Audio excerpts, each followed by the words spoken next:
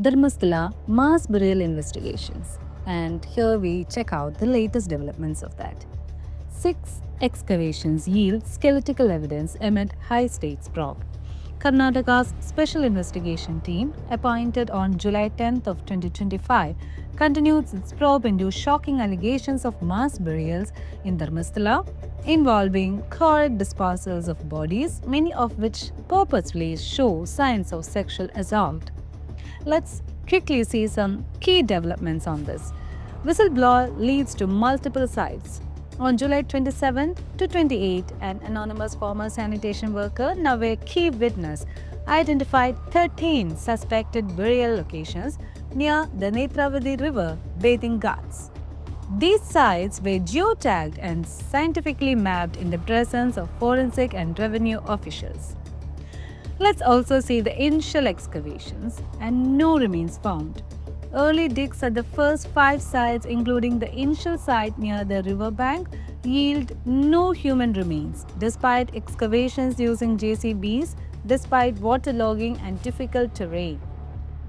But the breakthrough at 6th site on July 31st, during digging at the 6th marked site, the SIT uncovered partial skeletal remains at the depth of about 4 feet, along with the personal items just like ID card, torn blouse, skull, and allegedly belonging to a woman named Lakshmi. Forensic analysis underway. The recovered remains and items have been forwarded to the Forensic Science Laboratory (FSL) for DNA profiling and further examination. SIT officials continue cautious exhumations under tight supervision. Wider reactions and oversight, civil society groups, writers, and activists have called for an impartial and transparent investigation. The Sri Dharmasthala Temple Management has welcomed the SIT probe and requested the highest level of investigation to establish the truth.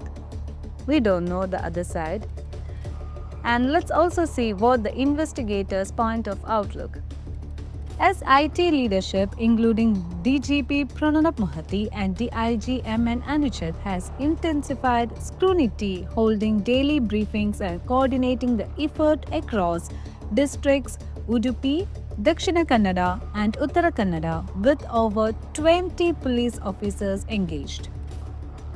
With 13 sites still marked for potential exhumation, and SIT has pledged to continue operations until all credible locations have been scientifically examined and verified.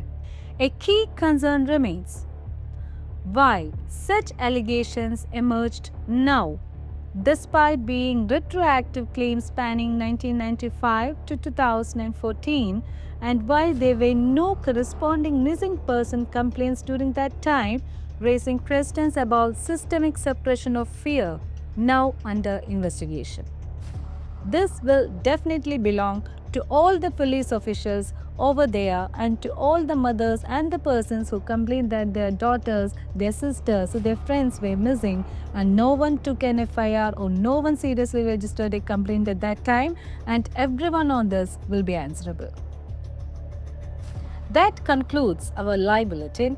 The spotlight now turns to FSL for forensic confirmation and the SIT's continuing excavation of remaining sites.